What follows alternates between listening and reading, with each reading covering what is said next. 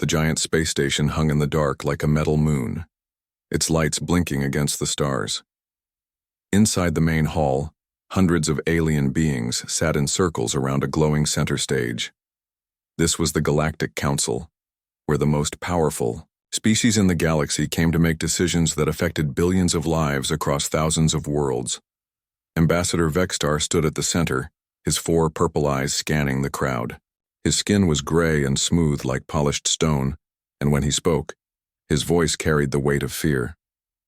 The other delegates leaned forward in their seats, curious about what had brought the usually calm hegemony representative to call an emergency meeting. "Fellow counselors," Vexstar began, his voice echoing through the vast chamber, "I bring you urgent news about a species that has recently joined the community of spacefaring races. They call themselves humans, and they come from a small blue world in the Sol system." He paused, letting his words sink in. "I have sent scouts to observe their planet, and what they found troubles me deeply. I must warn you all, do not attack these humans. Do not provoke them. Do not give them reason to hunt you." A ripple of confused murmurs spread through the assembly. Counselor Drax, a massive reptilian creature with scales like armor, let out a harsh laugh. "Hunt us? Vexstar, have you lost your mind? We have seen their primitive ships. They barely have fusion drives. Their weapons are simple plasma cannons. What could these backward creatures possibly do to species that have ruled the stars for millennia?" Vexstar's eyes grew darker. "That is exactly the mistake I fear you will make, Drax. Yes, their technology is basic. Yes, their ships are crude. But they have something far more dangerous than advanced weapons. They have a trait that I have never seen in any other species in all my travels across the galaxy." "And what trait is that?" asked Counselor Yith, her insect-like mandibles clicking with amusement. "They never give up," Vexstar said quietly. "Never. When a human decides that someone has wronged them, they will follow that enemy across the entire galaxy. They will spend decades, centuries if needed to get their revenge. They do not forget, they do not forgive, and most importantly, they do not stop." The hall erupted in laughter. Counselor Brax, whose people had conquered 12 star systems, shook his massive head. "Vexstar, you speak like an old female telling scary stories to children. Every species says they are tough. Every species claims they never surrender. But when they face superior technology, superior numbers, superior firepower, they all break eventually. These humans are no different." Admiral Crixtal of the Hegemony military rose from his seat. His uniform was covered in medals from a dozen successful campaigns. "Vexstar speaks from too much caution. I have studied the human fleet movements. They have maybe 50 ships total.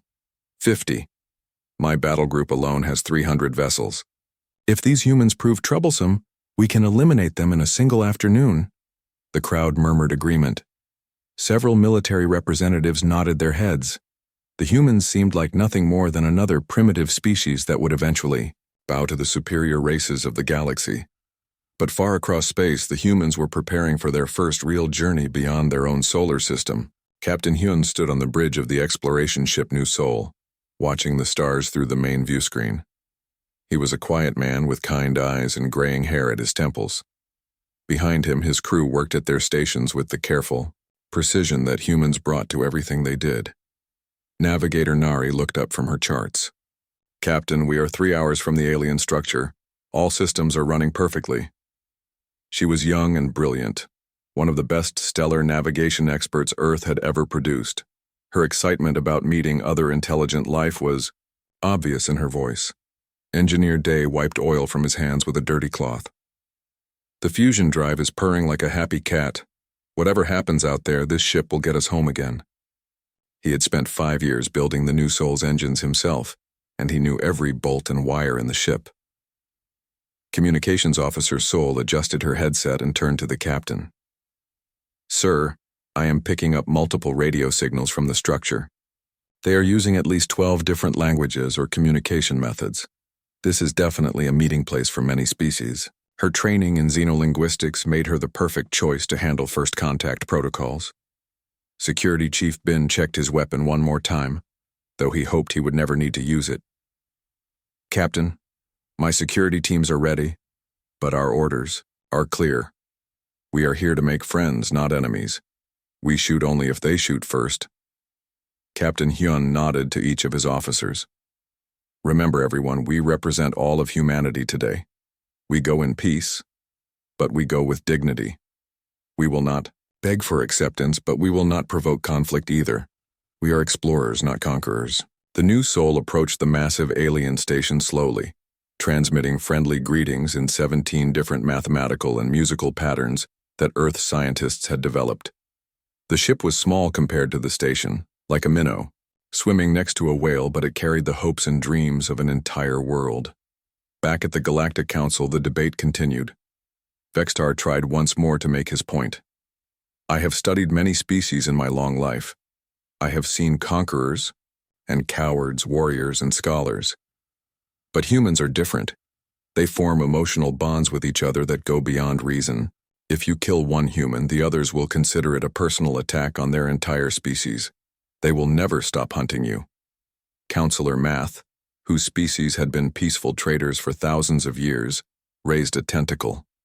But surely, Vextar, if we approach them with respect and friendship, there will be no conflict. Why do you speak only of war? Vextar's 4 eyes looked sad. Because I know my own people, Math. I know Admiral Crystal and the military faction. They see only weak ships and primitive technology.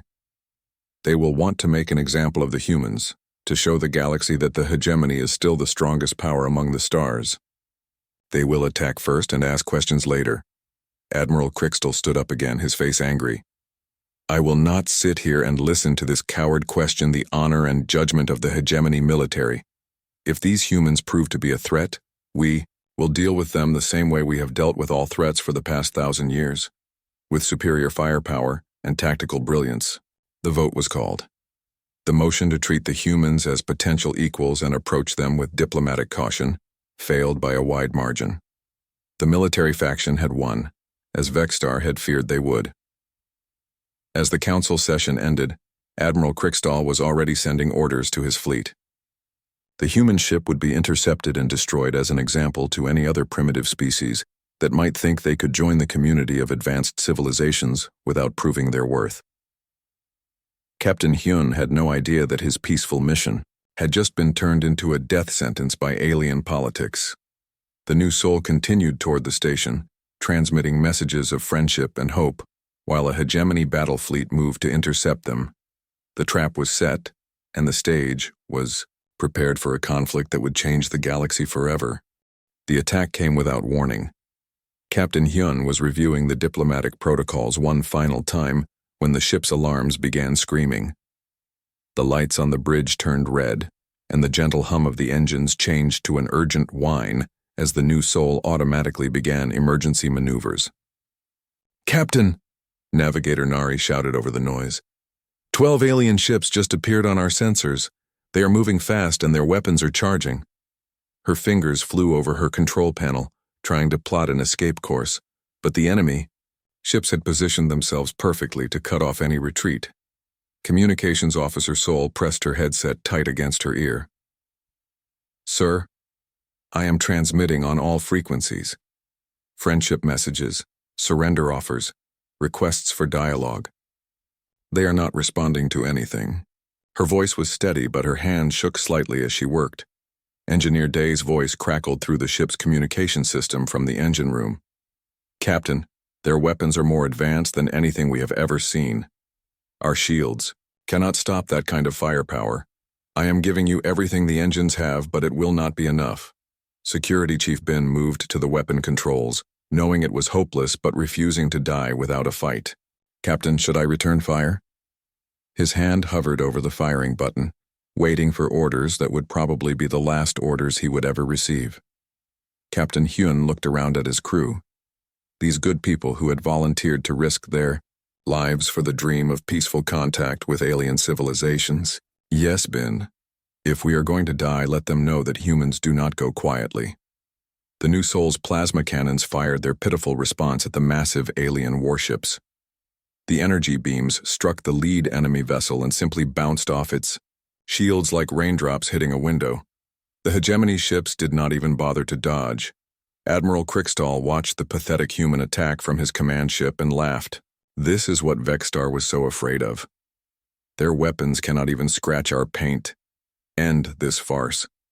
The alien plasma cannons fired in perfect synchronization. The beams cut through the new Sol like knives through paper. The human ship's shields collapsed instantly, and the hull began to melt under the incredible heat. Explosions rippled through the vessel as systems overloaded and life support failed. Captain Hyun felt the deck plates buckle beneath his feet. Smoke filled the bridge and sparks showered down from damaged control panels. He knew he had only seconds left. With his dying breath, he opened a communication channel to Earth and spoke his final words. Earth Command, this is Captain Hyun of the new Sol. We approached them in peace. They fired without warning. Tell our families we tried to make them proud. Remember us. The signal cut to static as the new Sol exploded in a brilliant flash of light. Captain Hyun, Navigator Nari, Engineer Dae, Communications Officer Sol, Security Chief Bin, and all 127 crew members died instantly. The wreckage drifted in space like burning confetti, carrying with it the hopes of an entire species for peaceful first contact. Admiral Krickstall nodded with satisfaction. Signal the Galactic Council. Tell them the human problem has been resolved, with minimal effort. Their ship is destroyed and there were no survivors. Perhaps next time primitive species will think twice before venturing into civilized space. The hegemony fleet departed, leaving behind only twisted metal and the dreams of humanity scattered among the stars. The aliens thought the matter was closed. They had never been more wrong about anything in their long history of making terrible mistakes. On Earth, the signal from Captain Hyun reached the command center in Seoul exactly 18 minutes and 37 seconds after the new Seoul was destroyed. The technician who received the message stared at her screen in disbelief, then slowly reached for the red emergency telephone that connected directly to the president's office. President Bok was in a meeting with the agriculture minister when the call came. He listened to the report in complete silence, his face growing harder with each word. When the technician finished speaking, he set down the phone and dismissed everyone from the room except his military advisor. General Park, the president said quietly, activate the Omega Protocol. I want every ship we have, every weapon we can build, every soldier we can train. These aliens have just made the worst mistake in the history of their species. General Park, a veteran of 3 wars who had never seen his president look so coldly angry, nodded grimly. Sir, the Omega Protocol will transform our entire civilization into a war machine. Are you certain this is the path we want to take? President Bok walked to the window and looked out at the city where millions of people were going about their normal lives, unaware that everything had just changed forever. They killed 127 of our children, General. Children who went out there offering friendship and hope. They murdered them without even trying to communicate. Yes, I am certain. Within hours, the transformation began. Every factory on Earth received new orders. Every shipyard started working around the clock. Every university redirected their research toward military applications. The peaceful exploration fleet that humanity had been building was scrapped, and the materials were used to construct warships. Director Woo of the Korean Shipbuilding Consortium called an emergency meeting of every engineer and designer in the organization. We have 6 months to build a fleet that can fight aliens with superior technology. I do not care if you have to work 24 hours a day. I do not care if you have to invent entirely new types of weapons. Our people are dead, and we are going to make someone pay. Chief Engineer Jun took apart every piece of alien technology that Earth had collected over the years. Fragments from crashed probes, mysterious metal alloys found in asteroids, strange energy readings detected by deep space telescopes. Working with teams of scientists who no longer slept, he began to unlock secrets that the aliens had spent thousands of years developing. The breakthrough came when Jun discovered how to reverse engineer the energy signatures left by hegemony warp drives. We can track them, he announced to the military leadership. Wherever they go, we can follow. They cannot hide from us. Admiral Han, newly promoted to command the human war fleet, studied the tactical reports with the intensity of a man possessed. She had been Captain Hyun's friend since their academy days, and her grief had transformed into something cold and sharp, and absolutely focused on revenge. "We will find every ship that participated in the attack," she told her staff officers. "We will find every commander who gave the orders. We will find every species that supported this action, and we will make them understand that there are consequences for murdering humans who come in peace." The new human warships began rolling out of the shipyards faster than anyone had thought possible. They were ugly, brutal-looking vessels with one purpose: to hunt and kill alien warships. Every weapon system was designed to penetrate advanced alien defenses. Every armor plate was angled to deflect the most sophisticated enemy fire. Every engine was built to pursue fleeing enemies across the galaxy if necessary. The flagship was named Seoul's Vengeance, and Admiral Han chose it as her command vessel. As she stood on its bridge for the first time, surrounded by officers whose eyes burned with the same cold fire as her own, she made a promise to the memory of Captain Hyun and his crew. "We are no longer explorers," she announced to the fleet. "We are no longer diplomats, we are hunters, and our prey thinks they are safe in the darkness between the stars. They are about to learn how wrong they are." The human fleet departed Earth orbit 6 months and 12 days after the destruction of the new Seoul.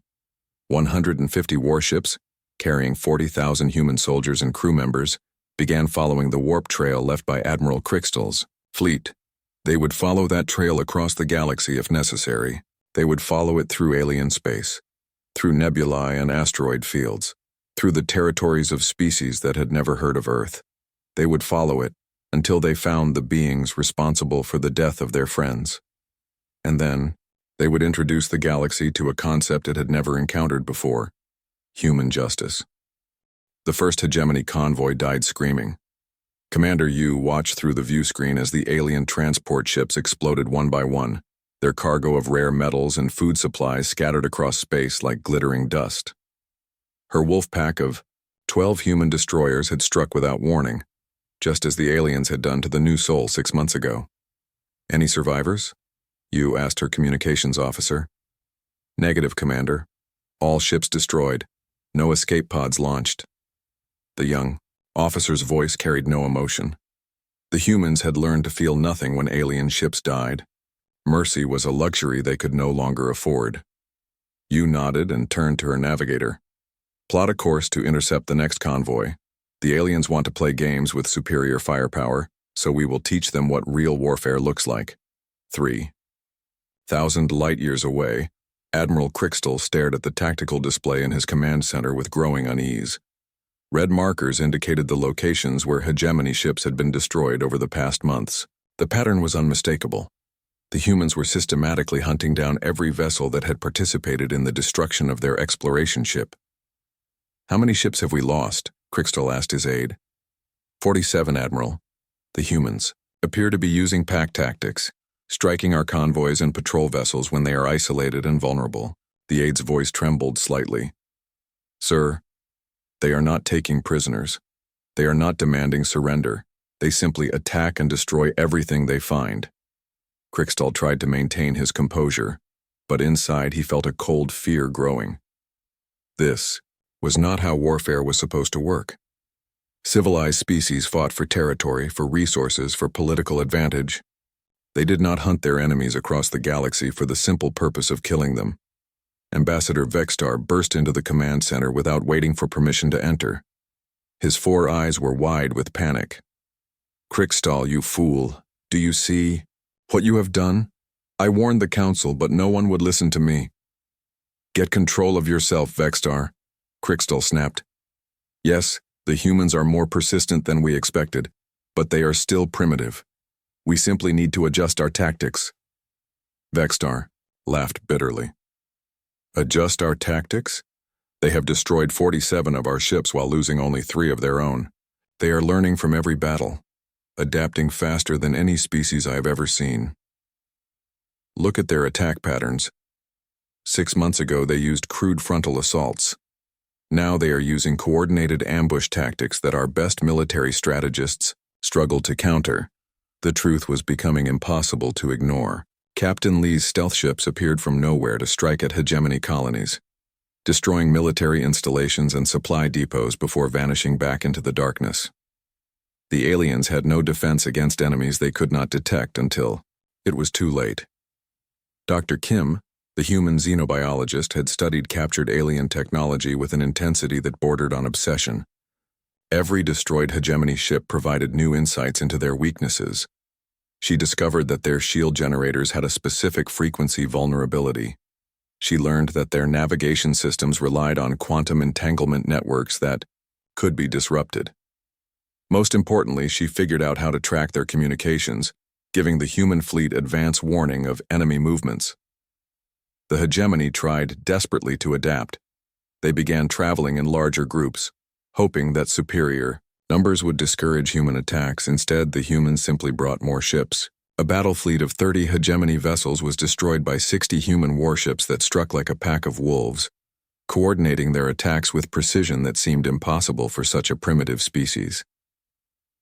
Admiral Han stood on the bridge of Seoul's Vengeance, watching the latest hegemony fleet burning in the void. Her crew worked silently at their stations, their faces reflecting the cold satisfaction of hunters who had successfully cornered their prey. "Signal the fleet," Han ordered. "All ships are to scan the wreckage for survivors. Any alien found alive is to be interrogated for information about Admiral Crystal's location." The interrogations revealed something that chilled the surviving hegemony prisoners to their cores. The humans had perfect records of every ship and every crew member that had participated in the destruction of the New Soul. They knew names, ranks, service histories, and family connections. They were not fighting a random war of conquest. They were conducting a methodical campaign of justice that would not end until every guilty party had been found and punished. General Yoon commanded the human ground forces that liberated prison camps on conquered hegemony worlds. What they found there made even the hardened human soldiers sick with rage. The aliens had been experimenting on captured crew members from the New Soul, trying to understand human physiology and psychology. The torture chambers and medical laboratories were filled with equipment designed to cause maximum pain while keeping the subjects alive for extended periods. "Commander," Yoon said to his aide as they walked through the nightmare facility, "send a message to Admiral Han. Tell her we found evidence that some of our people may still be alive, and tell her that I recommend we revise our rules of engagement. No more quick deaths for these monsters."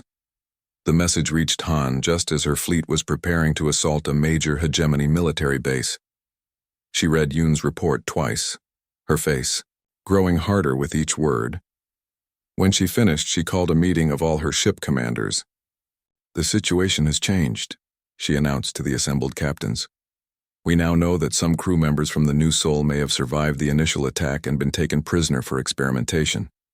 This means our mission is no longer simply about revenge. It is about rescue." Captain Jin, commander of the heavy cruiser Busan's Fury, raised his hand. "Admiral, what are our new objectives?" Han's smile was cold as winter. "We continue hunting down everyone responsible for the attack on our ship. But now we also hunt down everyone responsible for torturing our people. And we make sure that every alien species in this galaxy understands exactly what happens when you harm humans." The message that went out to all species in the galaxy was simple and direct. We are humans from the planet Earth. 6 months ago, the hegemony destroyed our peaceful exploration vessel and murdered 127 of our people without provocation. We have come to collect the debt they owe us. Any species that assists the hegemony will be considered an enemy. Any species that remains neutral will be left in peace. Choose wisely. The effect was immediate and dramatic. Hegemony allies began withdrawing their support, unwilling to risk becoming targets of human vengeance. Trade agreements were canceled. Military cooperation treaties were abandoned. Entire species that had been loyal to the hegemony for centuries suddenly discovered urgent business elsewhere in the galaxy. Ambassador Vexstar made one final desperate attempt to negotiate. He sent a message to the human fleet. To the leaders of humanity, I am Ambassador Vexstar of the hegemony. I was the one who warned against attacking your people. I propose a meeting to discuss terms for ending this conflict.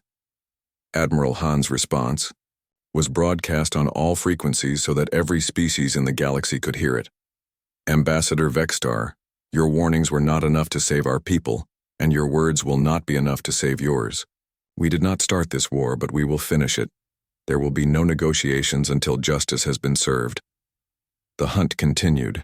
Human fleets appeared throughout hegemony space like ghosts, striking without warning and vanishing before reinforcements could arrive.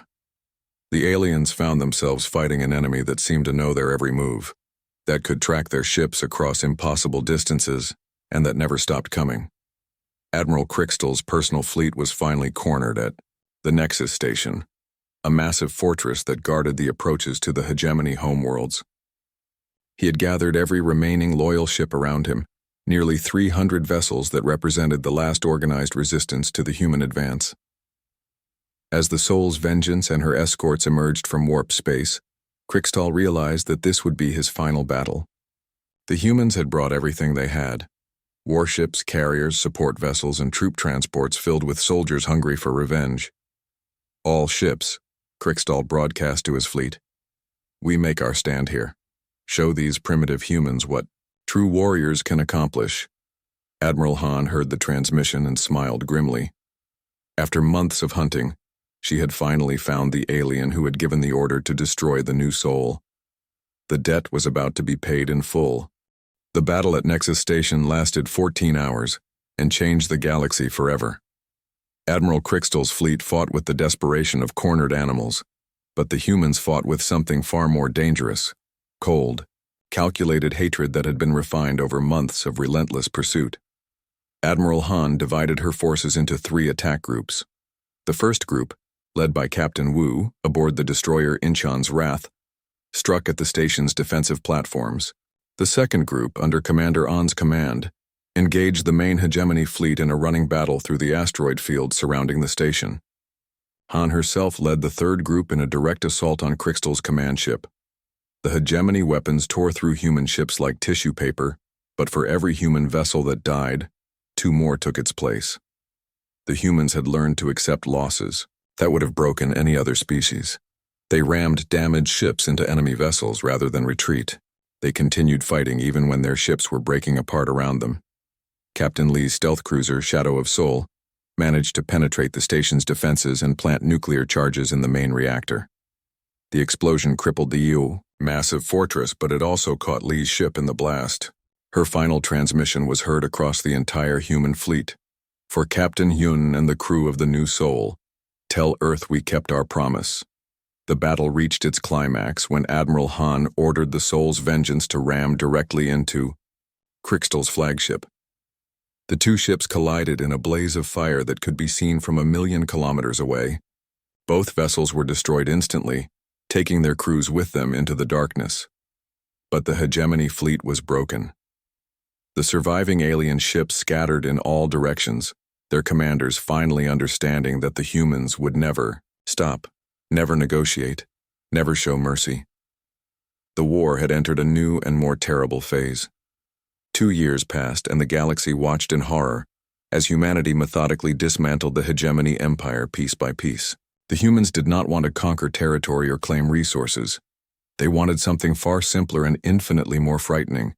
They wanted justice for every human who had died, and they were willing to burn down entire civilizations to get it. General Yun's ground forces had become legendary throughout the galaxy for their ruthless efficiency.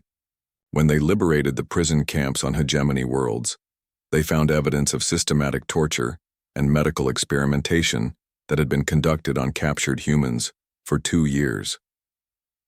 The discovery changed everything.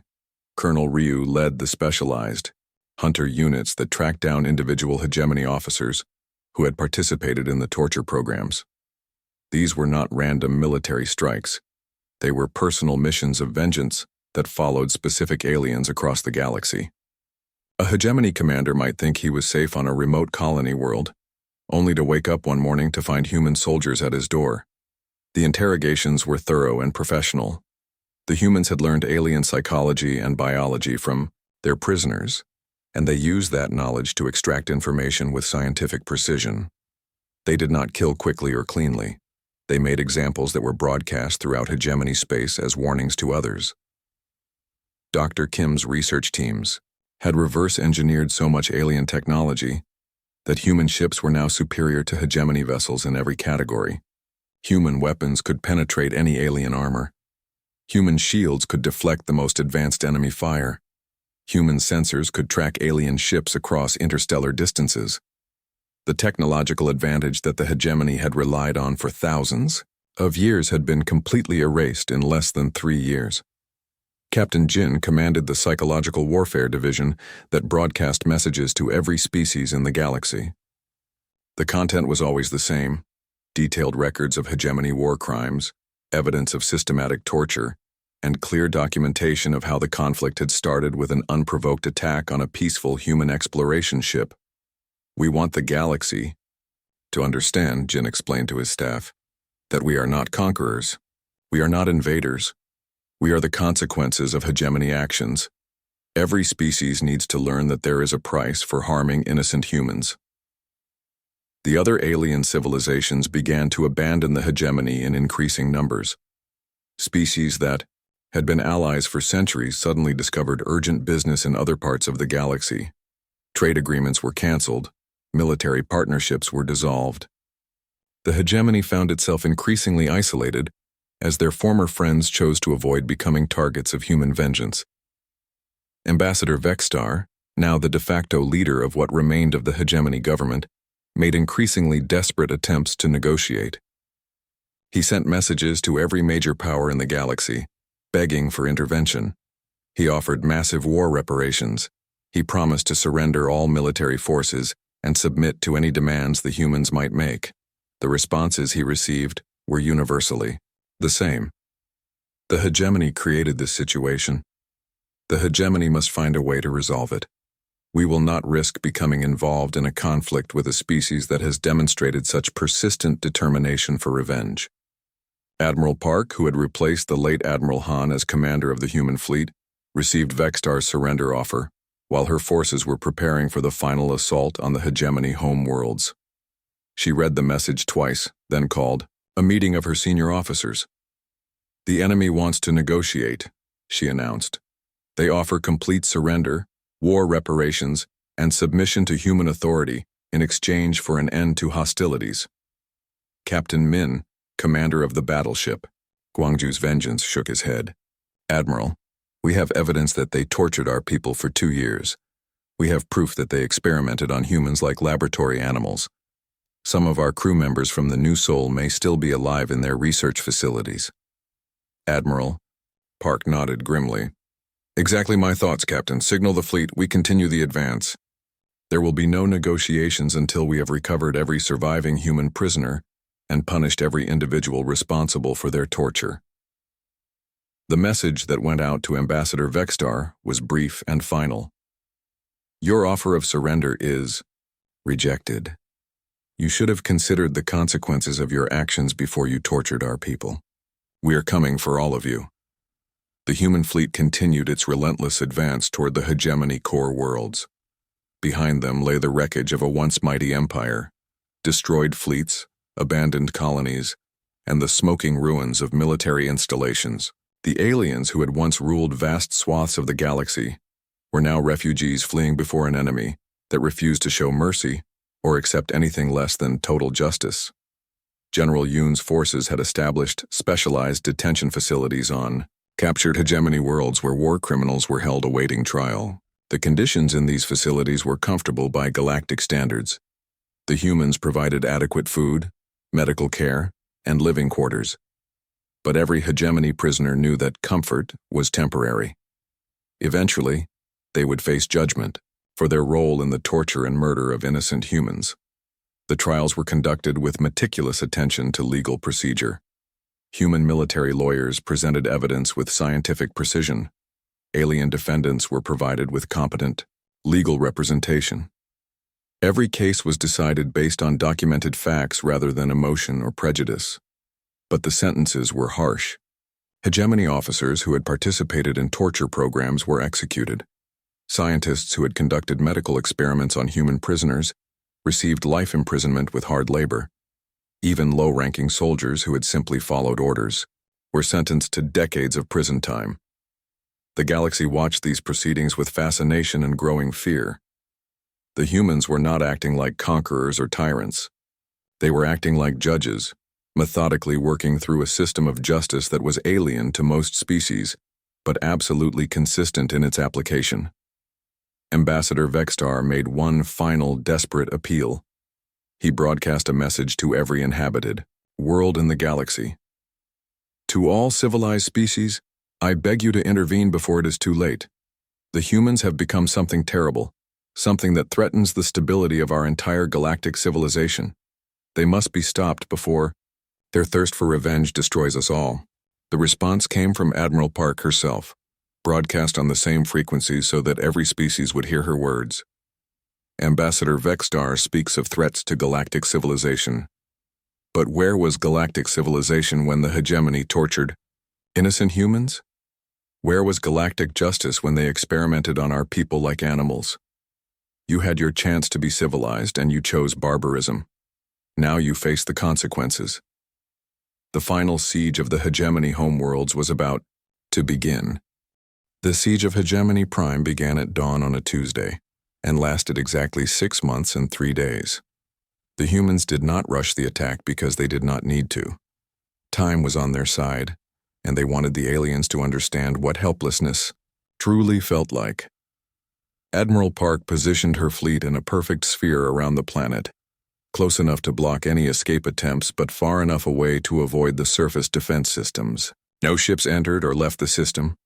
No communications got through the human blockade. No supplies reached the surface. The hegemony homeworld was completely cut off from the rest of the galaxy. The humans did not bombard cities or target civilian populations. Instead, they systematically destroyed every military installation, every weapons factory, every government communication center. They wanted the hegemony leadership alive and aware of their situation. Dead enemies could not truly understand the consequences of their actions. Colonel Min led the ground assault forces that landed at strategic points around the planet's capital city. His soldiers moved with the methodical precision of professionals who had spent 3 years perfecting urban warfare tactics. They did not loot or vandalize. They did not harm non-combatants. They simply and efficiently dismantled the hegemony's ability to resist. The alien civilians watched from their homes as human soldiers secured the streets with quiet competence. These were not the savage barbarians that hegemony propaganda had described. These were disciplined warriors who followed strict rules of engagement and treated prisoners according to established protocols.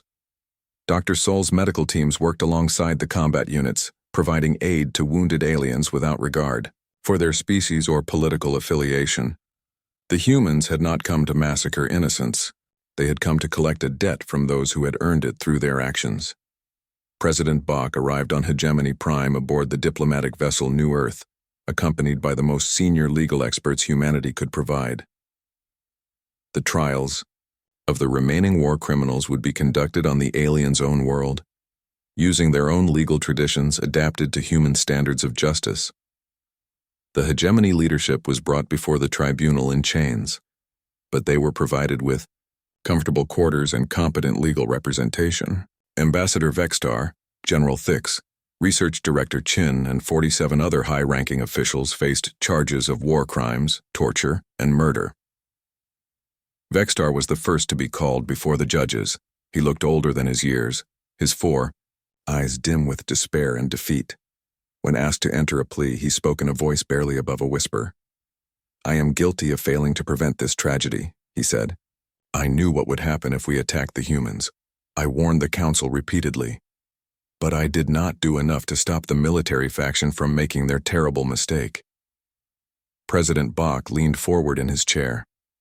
"Ambassador Vextar, you are charged with complicity in the deaths of 127 human crew members and the subsequent torture of an unknown number of human prisoners. How do you plead to these charges?" Vextar raised his head and looked directly at the human leader. "I plead guilty to failing my duty as a civilized being. I should have done more to protect innocent life, regardless of which species it belonged to."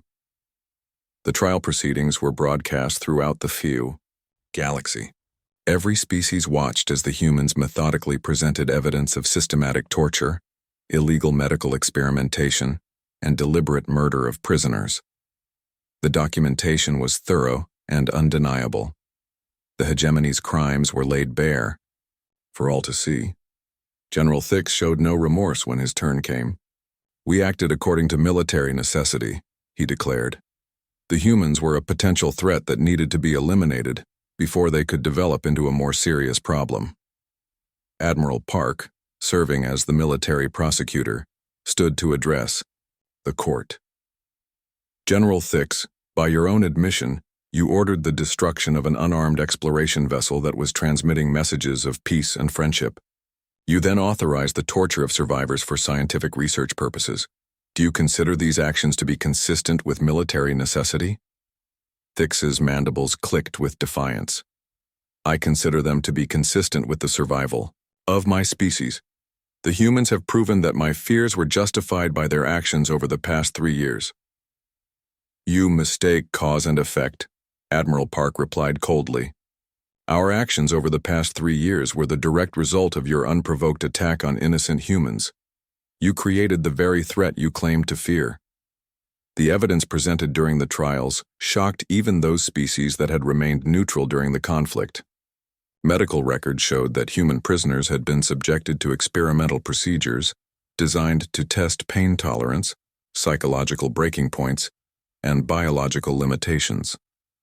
The torture had been systematic and scientific, conducted with the same clinical precision that the hegemony applied to all their research projects. Research Director Chin attempted to justify the experiments as necessary for understanding human physiology. "We needed to learn about their capabilities and limitations," she explained to the court. "The information we gathered could have been vital for future military operations."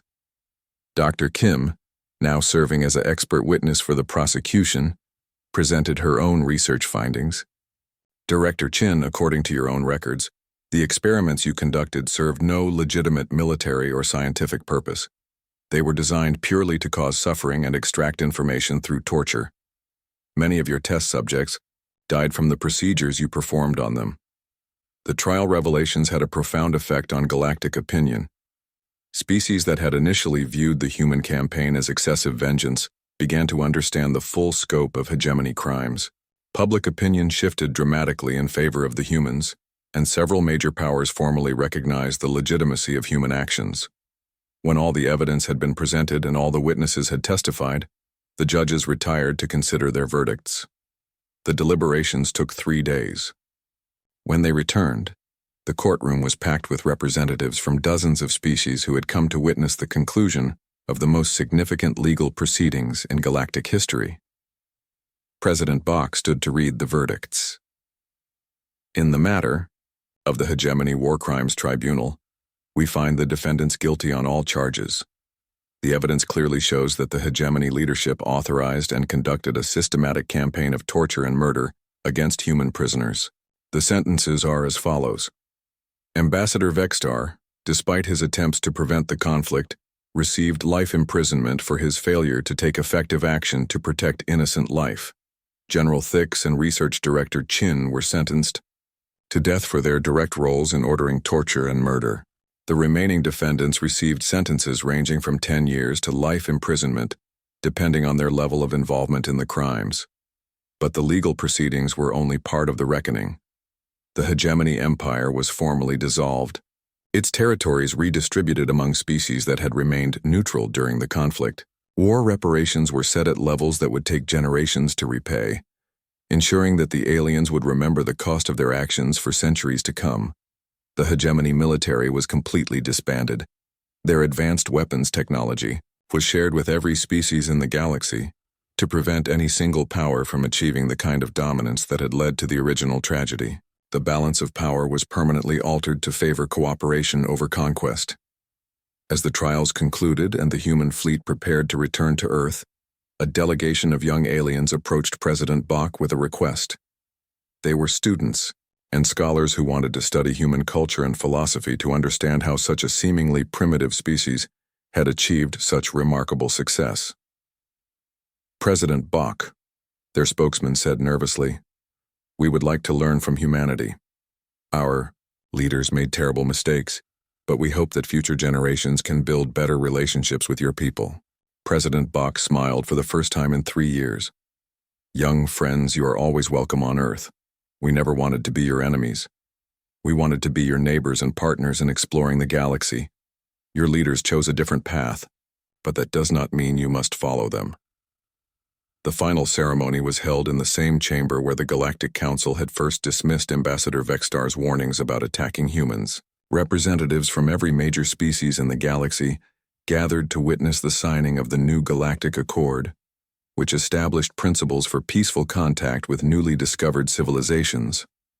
Admiral Park read the key provisions aloud, so that every being present would understand the new reality. Any unprovoked attack on peaceful explorers will be considered an act of war against all signatory species. Torture and experimentation on prisoners is prohibited under all circumstances. All species have the right to defend themselves and seek justice for crimes committed against their people. As the human fleet departed hegemony space for the final time, they left behind a galaxy that had been forever changed by their actions. The lesson was clear to every civilization among the stars. Humanity would go to any length, pay any price, and spend any amount of time necessary to protect their people and punish those who harmed them.